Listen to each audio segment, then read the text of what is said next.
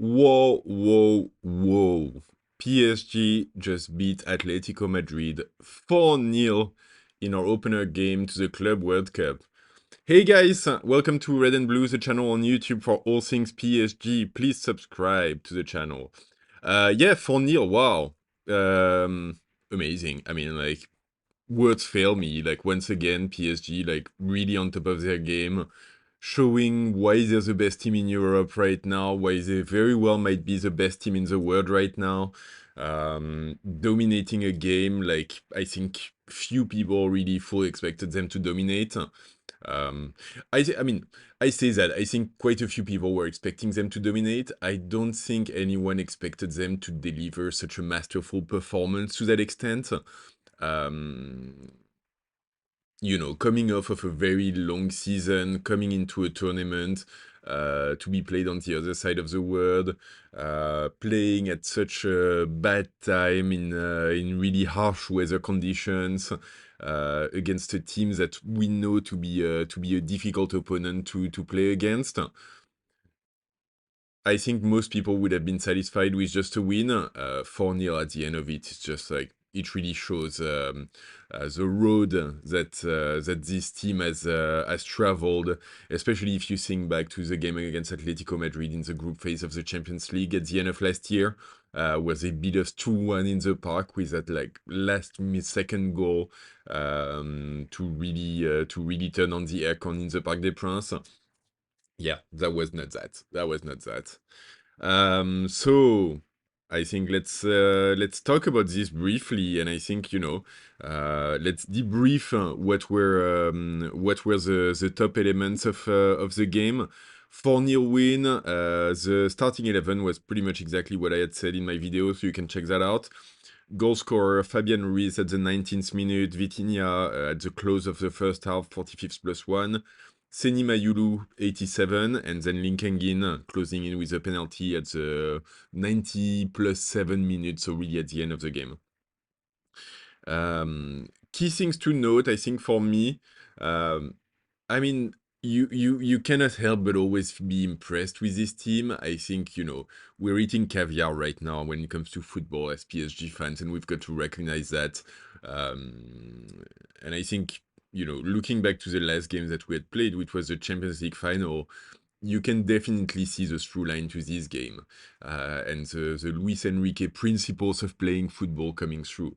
And I think when we talked about the Champions League final, I had said how the goals were really showing the principles of play, and you find that same thing here.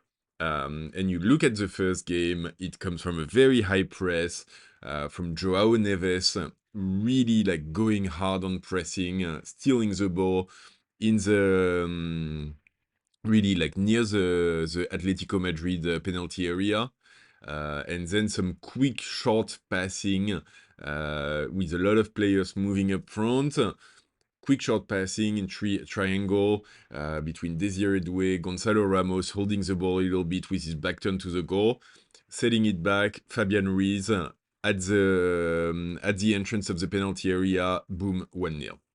And I was looking at this, and one of the things that really strikes me is that Atletico Madrid is known to be a very good defensive team. Diego Simeone, that's his style of play. A lot of people don't like it, but I think like it or not, you've got to realize that there's some skills there. When Fabian Ruiz hits the ball and the goal is scored, there's 13 players between Fabian Ruiz and the goal line. 13, more than half of the players on the pitch are literally in that little stretch of field of the penalty area of Atletico Madrid. Atletico Madrid has 9 of their 11 players between Fabian Ruiz and the goal line. And those 9 players who know how to defend, who've been drilled by Simeone for years and years, literally they cannot get close to the ball as we pass it around, and ultimately like they leave a player at the entrance of the penalty area free to take a shot and score. And I think that tells you a lot about like how our attacking is just, our pressing and our relentless attacking is just so impossible to defend against.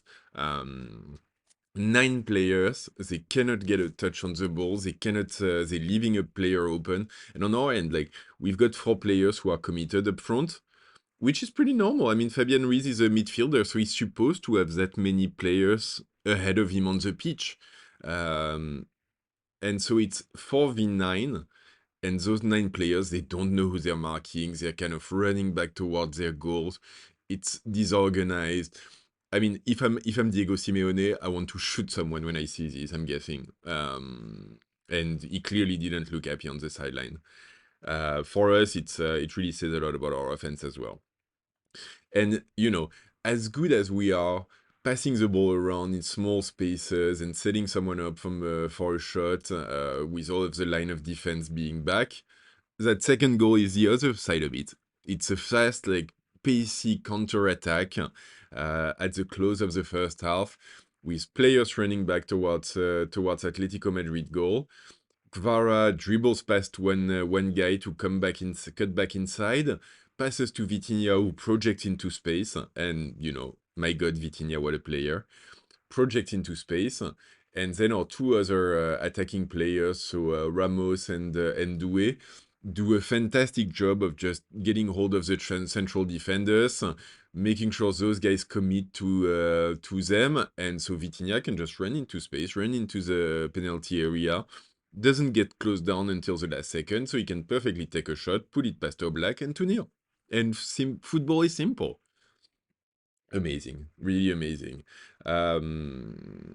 So we dominate those two different types of attack, and I think the other thing which I think is so impressive and we're so dominating right now is physically. Literally, this is a PSG team that has already played more than 60 games this season, which is insane.